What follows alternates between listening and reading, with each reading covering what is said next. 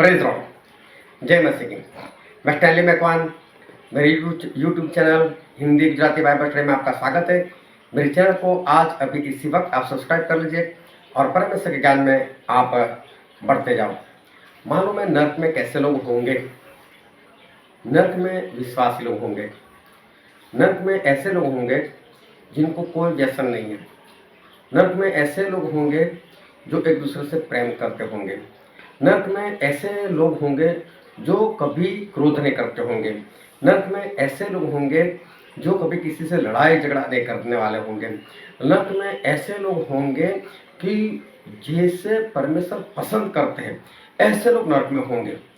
नर्क के अंदर जो लोग होंगे वो बहुत ही अच्छे और कोई भी आज्ञा नहीं तोड़ने वाले ऐसे लोग वो नर्क में होंगे। कैसे? ये जानने के लिए मेरे साथ इस वीडियो में अंत तक बने रहो।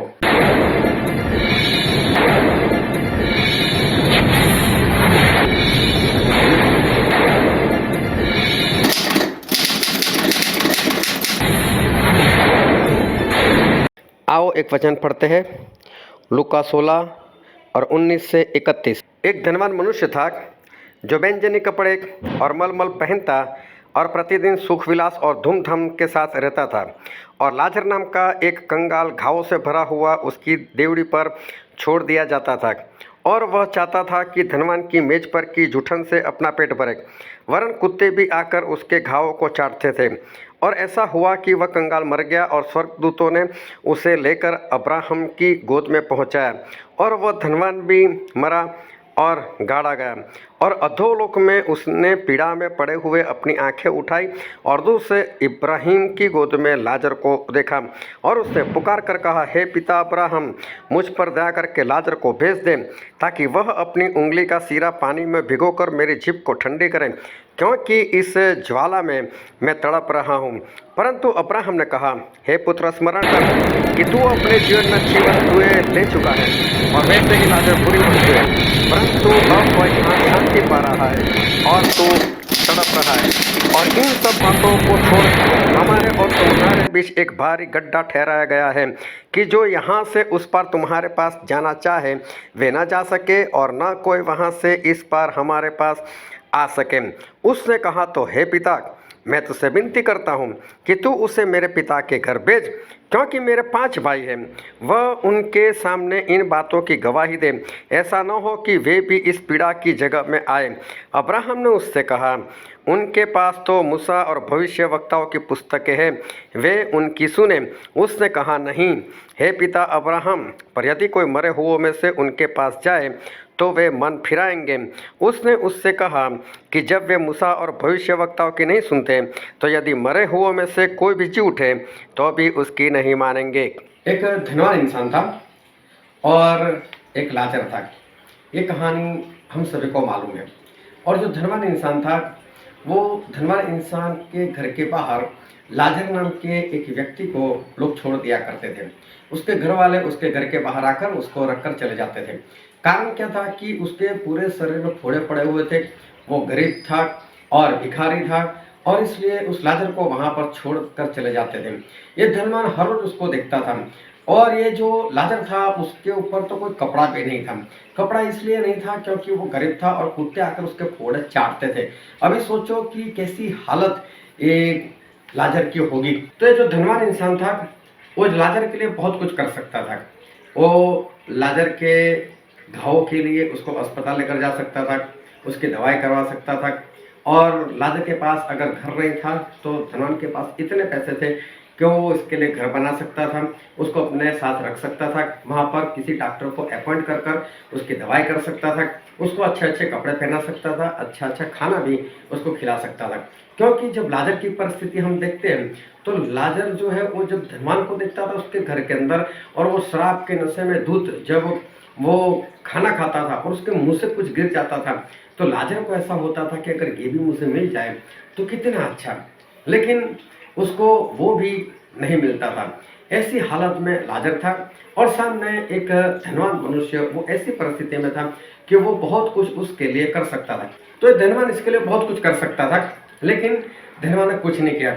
और जो वचन हमने पढ़ा वहाँ पर लिखा हुआ है कि जब वो धनवान वो नर्क में गया तो वहाँ से वो बोल रहा है कि लाजर को मेरे भाई के घर, मेरे बाप के घर भेजो, क्योंकि वो लोग भी इसी तरह से जीवन जीते और यहाँ पर नर्क में आ जाएंगे। तो उसने ऐसा क्यों कहा? क्योंकि वो अभी अपने भाइयों से वो प्रेम करने लगा है। और इसका दूसरा मतलब ये भी है कि जब वो इस धरती पर था धनवान, तो उसके घर में भी परमेश्वर के लोग आते थे, लेकिन इसने कभी परमेश्वर की बातों को सुना नहीं और इसने परमेश्वर के दासों को सुना नहीं, सुना है तो माना नहीं। उसके पास मूसा की पुस्तकें थी और भी भविष्यवक्ता की पुस्तक की थी, मतलब बाइबल उसके पास था, लेकिन उसने बाइबल को पढ़ा नहीं। पढ़ा तो एक मसीह होने के नाते पढ़ा होगा और कभी भी उसने माना नहीं, कभी भी कोई आज्ञाकारी उसने नहीं की। और हर रोज शराब पीना, अच्छे अच्छे कपड़े पहनना, पार्टियों में जाना, यही सारा काम उसने किया और लाजर की ना सेवा की, लाजर के लिए कुछ भी भलाई का काम नहीं किया, जबकि वो धनवान इसीलिए था कि किसी की सहायता कर सके। परमेश्वर आपको भी पैसे दे रहे हैं, अगर आप भी धनवान हो तो ये मत समझना कि आपके घर में इकट्ठा करने के लिए परमेश्वर आपको दे रहे। परमेश्वर इसके लिए आपको दे रहे ताकि आप किसी की सहायता कर सकें और आप किसी की मदद कर सकें, आप किसी का भला कर सकें, इसलिए परमेश्वर आपको दे रहे हैं। लेकिन इस धनवान ने ऐसा कुछ भी नहीं किया और जब वो मर गया तो वो नरक में पड़ा था। अभी नरक में पड़ा था तो वहां से उस सामने की ओर देखता है तो वहां पर अब्राहम और अब्राहम की गोद में बैठे हुए लाजर को देखता है। तो जब लाजर को देखता है तो वो तो चौंक पड़ता है कि यार ये इंसान, उसको तो भी थोड़ा नहीं है, अच्छे कपड़े पहने हैं, उसका शरीर बहुत अच्छा है, वो तो अच्छी जगह पर है, वो तो स्वर्ग में है और मैं यहाँ पर नरक में। अभी नरक में इतनी आग, भयानक सी आग, और भयानक की आग में जलना और जलने के सिवा और कुछ भी नहीं है वहां पर। अभी जितने भी लोग नरक में पड़े वो सारे के सारे आग में जल रहे, सभी लोग आग में डिस्को कर रहे, सभी लोगों के पास कोई छुटकारा वहां पर है नहीं। अभी ये जो धनवान है वो धनवान बोलता है कि अब्राहम पिता, लाजर को मेरे पास भेजो, अपनी उंगली पानी में डुबो के एक बूंद मेरी जबान के ऊपर डाले ताकि मेरी जबान ठंडी हो जाए। और अब्राहम बोलते हैं वो नहीं आ सकता वहां पर और तू भी यहाँ पर नहीं आ सकता, हम दोनों के बीच में एक बड़ी खाई है और इसलिए वहां से कोई यहाँ पर आना चाहे तो वो नहीं आ सकता, यहाँ से वहां पर कोई जाना चाहे तो वो भी नहीं आ सकता, मतलब तुझे पानी नहीं मिल सकता। इसका मतलब इस धनवान को वहां पर प्यास लगी तो फिर भूख भी लगेगी, लेकिन ना तो पानी है ना तो खाना है उसके लिए। अभी सोचो सिर्फ जलना और ना खाना ना पानी, तो इस धनवान के लिए कहाँ अकेले के लिए, नरक में जितने भी जाते सभी लोगों के लिए सर। अभी क्या बोलता है, कोई बात नहीं, अगर लाजर मेरे पास नहीं आ सकता तो मेरे बाप के घर भेजो, वो मेरे भाई लोगों को समझाए। अब ये बोल रहा है कि उसको मेरे बाप के घर भेजो, मेरे 5 भाई है वो भी इसी तरह से जीवन जीते, वो भी नरक में आ जाएंगे। तो इसका मतलब ये अभी अपने भाइयों से प्रेम करने लग गया और ऐसा सोच रहा है कि मेरे भाई को सुसमाचार दूं और मेरे भाई को सुसमाचार मिले और वो यहाँ पर ना आए। मतलब देखो कैसा प्रेम बढ़ गया। अभी तो परमेश्वर का सुसमाचार प्रकट करने की बात करता है, अपने भाइयों को बचाने की बात करता है, आत्मा जीतने की बात करता है, लेकिन धरती पर था तब उसने ऐसा कुछ नहीं किया। जब जिंदा था तब ये प्रेम उसके अंदर नहीं था, खुद भी मरा और अपने भाई लोगों को भी शराब पीने में लगा दिया, बस वही पार्टी करता रहा, ऐसे ही जीवन वो जीता रहा और आज वो नर्क में। लेकिन नर्क में जाने के बाद देखो उसके जीवन में कितनी अच्छाई आ गई। क्या नर्क में वो शराब पी रहा है? नहीं। क्या नर्क में गाली बोल रहा है? नहीं। क्या नर्क में लड़ाई झगड़ा कर रहे हैं? नहीं। तो ये धनवान अकेले की बात कहाँ है? जितने भी लोग नर्क में पड़े वो सारे के सारे अभी सुधर जाएंगे। अभी नर्क में सभी लोग सुधर जाएंगे। नर्क में कोई एक दूसरे के साथ गाली गलौज नहीं करने वाला, जलन ही इतनी है, कौन गाली गलौज करेगा? वहां पर कोई भी परमेश्वर के विरोध में नहीं बोलने वाला, क्योंकि बोलकर करेंगे क्या, जबान नहीं जल रही, क्या बोलेंगे। अभी वहां पर कोई शराब नहीं पी रहा है, वहां पर कोई क्रोध नहीं कर रहा है, वहां पर कोई मारपीट नहीं कर रहा, वहां पर परमेश्वर की आज्ञा का विरोध कोई नहीं कर रहा। तो नर्क में तो सारे अच्छे हो गए, नर्क में तो सारे सुधरे हुए लोग, नर्क में तो सारे अच्छे लोग हैं। हाँ, धरती पर अच्छे नहीं थे इसलिए नर्क में गए, लेकिन नर्क में जाने के बाद तो सारे सुधर गए। और नर्क में जाने के बाद जो सुधर गए ऐसे लोग तो परमेश्वर चाहते थे, और अगर ऐसे लोग इस धरती पर हो तो कहाँ जाएंगे? वो स्वर्ग में। नर्क में जाने के बाद सारे सुधर जाते हैं ना, वहां पर सब एक दूसरे से प्रेम करने लग जाते हैं, सभी अपने रिश्तेदारों से भी प्रेम करने लग जाते हैं। सभी लोग यही चाहते हैं कि मेरा कोई रिश्तेदार यहाँ पर ना आने पाए, वो बचाया जाए, वो परमेश्वर को मानने वाला बन जाए। सब लोग ऐसा चाहते हैं। तो नर्क में सिर्फ और सिर्फ अच्छे लोग हैं, नर्क में भले लोग हैं, नर्क में लड़ाई नहीं है, नर्क में झगड़ा नहीं है, नर्क में सभी लोग एक दूसरे से प्रेम करते हैं, लेकिन फायदा क्या, चले गए नर्क में।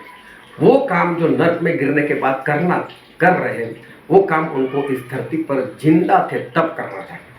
और इसलिए मैं आपको भी बोलता हूँ, नरक में जाने के बाद आप भी अच्छे बन जाओगे, आप भी प्रभु के पीछे चलने वाले बन जाओगे, आप भी शराब नहीं पियोगे, आप भी बीड़ी नहीं पियोगे, आप भी लड़ाई झगड़ा नहीं करोगे, आप भी क्रोध नहीं करोगे, आप भी अच्छे अच्छे कपड़े पहनकर नहीं घूमोगे, आप भी वहाँ पर किसी की सहायता जो है वो करने के लिए तैयार रहोगे। लेकिन फायदा क्या नरक में जाने के बाद? फिर तो बीच में बड़ी खाई है, ना इधर जा सकते ना इधर वाले उधर आ सकते। बचना है नरक से तो अभी इसी वक्त उधर जाओ। नरक में जाने के बाद आप सुधरने ही वाले, लोगों से प्रेम करने ही वाले, परमेश्वर को मानने ही वाले, तो आज ही कर लो ना, ताकि आप नरक में ना जाना पड़े आपको। तो अभी बच जाओ, और नरक में सभी अच्छे लेकिन कोई फायदा नहीं, और स्वर्ग में सारे अच्छे लोग हैं। वो यहाँ पर भी अच्छे थे और वहाँ पर भी अच्छे थे। इसलिए मैं आज कहता हूँ नरक में सारे लोग अच्छे, लेकिन कोई फायदा नहीं वहाँ जाने के बाद। अभी सुधर जाओ और सुधरने के बाद स्वर्ग में चले जाओ। परमेश्वर आपको आशीष दे। आमीन।